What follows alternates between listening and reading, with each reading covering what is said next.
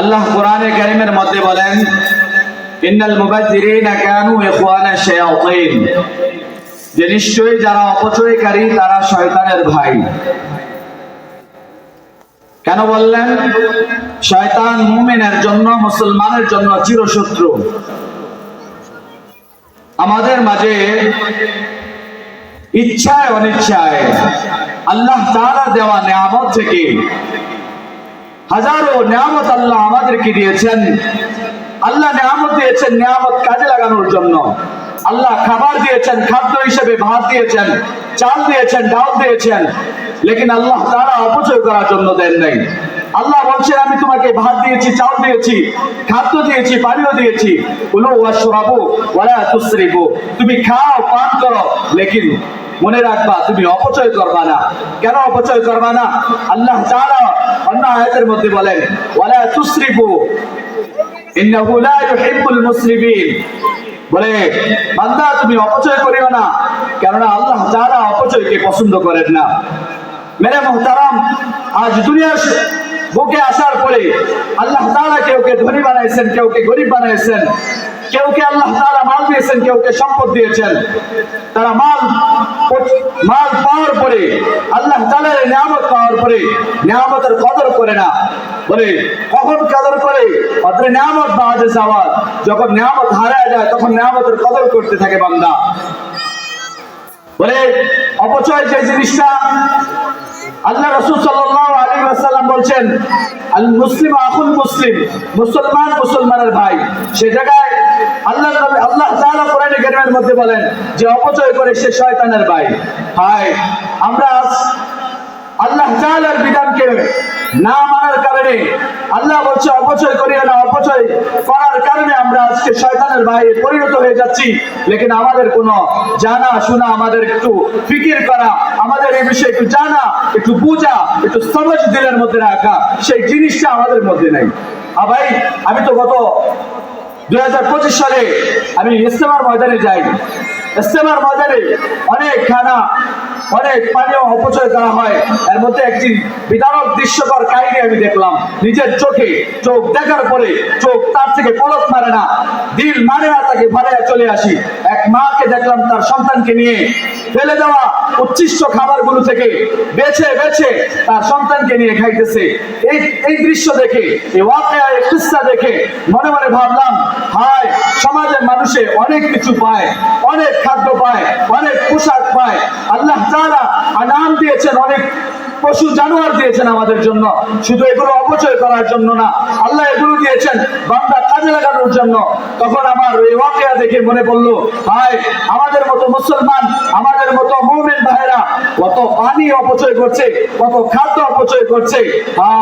আমরা মনে করছি আমরা আছে, আমরা অপচয় করব না। ভাই, আমার একটু চিন্তা ফিকির করা দরকার ছিল যে আমার তো আছে, যে ভাই নাই আমি দেই, আমার পোশাক বেশি আছে তা আমি আমার অপর ভাইকে দেই। আমার সবকিছুর বেলায় ভাই একটু ফিকির করলেই হয়, একটু সাহস রাখা দরকার। আমার বাড়ির লাইট, আমার বাড়ির ফ্যান যদি চলে, তাহলে আমি বাড়ির লাইট আর ফ্যানকে অফ করে দেওয়ার জন্য আগ্রহ জাগে। কেন? আমার নিজের ব্যক্তিগত বিল উঠবে। মসজিদে যখন আসি, মাদ্রাসায় যখন আসি, লাইট ফ্যান চলতে থাকে, মোটর চলতে থাকে, এগুলোকে বন্ধ করার মতো ফিকির কারো থাকে না। কেন? এটা আমার ব্যক্তিগত না, এটা ইজতেমাই সকলের। না ভাই, একটু বোঝা উচিত।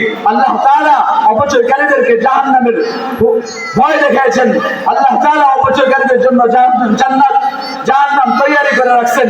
এজন্য আমার সামনে যখনই অপচয় হইতে দেখবো, সেটা হোক যাই কিছু, পানি হোক, খাদ্য হোক, পোশাকাদি যাই হোক না কেন, এটা আমার প্রাণী জাতীয় জিনিস হোক না কেন, আমি সর্বাত্মক চেষ্টা করব যেন অপচয় না হয়। ভাই, আপনার একটা জিনিস আছে বেশি, তো আপনার কাছে এটা পছন্দ হয় না, একদিন, 2 দিন, 3 দিন, 1 সপ্তাহ পরে আপনি এটাকে ফেলে দেওয়ার জন্য ইচ্ছা পোষণ করছেন। কেন ভাই? আরো গরিব, সমাজের অনেক গরিব মিসকিন ভাই আছে, আমরা চাইলে তো তাদেরকে নতুনও দিতে পারি, যেহেতু নতুন দেওয়ার সামর্থ্য আমাদের নাই, তা আমরা তো একটু ফিকির করব যে ভাই আমি নতুন তো দিতে পারছি না, আমার অপ্রয়োজনীয় জিনিস আমার কাছে থাকে। ভাই, একটু ফিকির করি, চিন্তা করি। আলমারিতে তাকে তাকে জামা থাকে নতুন, আবার আলমারিতে সুকেজে নতুন নতুন কাপড় থাকে, লেকিন আমার পার্শ্ববর্তী ভাই, আমার গ্রামের অন্যান্য ভাইরা কি সেগুলো পাইতেছে কিনা, আমার মতো অতিরিক্ত এইভাবে সম্পদ পাইতেছি কিনা, আমার একটু চিন্তা ফিকির করা দরকার। আমি আজ পেয়ে নিজের মতো খরচ করব, নিজের মতো অপচয় করব, এটা তো জন্য না। এজন্য ভাই একটু ফিকির করি। আল্লাহ তাআলা আমাদেরকে অপচয় করার থেকে হেফাজত দান করেন। ভাই অপচয় এটা মারাত্মক ধরনের গুনাহ।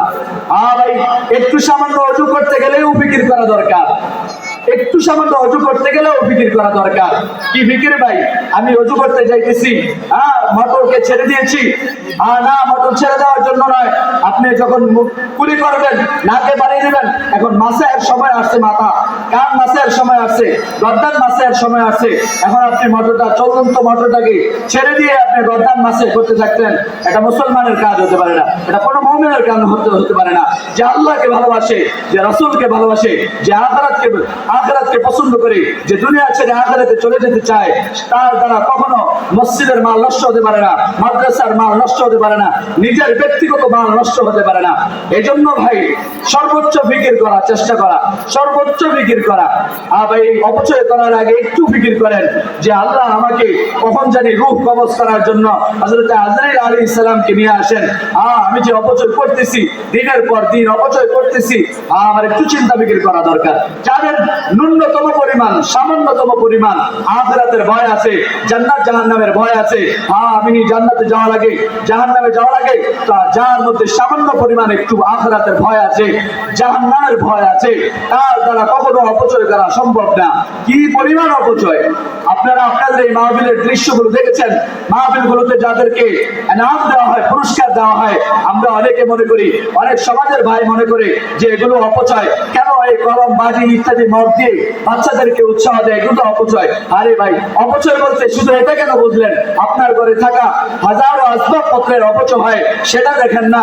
হাজারো পত্রের, যেমন গান বাজনা, দোল তবলা ইত্যাদি বাজায়, গান বাজায়, তখন তো অপচয়ের কথা আসে না। মাহফিল, ইসলামী মজলিস এবং ইসলামী সংস্কৃতি বলা যদি কোনো ইনাম দেওয়া হয়, পুরস্কার দেওয়া হয়, বাচ্চাদেরকে উৎসাহ দেওয়া হয়, তখন বলা হয় এগুলো অপচয়। ভাই এটা মুসলমানের উচিত ছিল না, মুমিনের উচিত ছিল না। কেন উচিত ছিল না? যে মুমিন তো যখন কোরআনের আলোচনা শুনবে, কোরআন আল্লাহর আলোচনা শুনবে, কোরআনের আলোচনা শুনবে, হাদিসের আলোচনা শুনবে, তখন দিলের কান দিয়ে শোনা চাই, দিলের কান দিয়ে শোনা চাই। অথচ আজকে মাহফিলের মাইকিং বলেন, ইসলামের মাহফিল বলেন, মাইকিং বলেন, মানুষ করতে গেলে বলে তাদেরকে আর খেয়ে দিয়ে কাম নেই।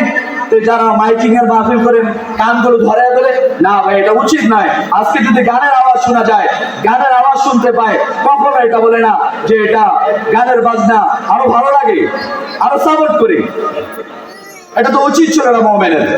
বরঞ্চ হাদিস শরীফে আছে, যখন তোমাদের মাঝে কোনো অপসংস্কৃতিক কোনো কাজ দেখা যাবে, তোমাদের স্বার্থ আছে তো সাথে সাথে হাত দিয়ে বাধা দাও, স্বার্থ আছে তো মুখ দিয়ে বাধা দাও, স্বার্থ আছে কথার দ্বারা বাধা দাও, না পারলে অন্তর থেকে ঘৃণা করো। এটা ঈমানের ন্যূনতম একটা আলামত।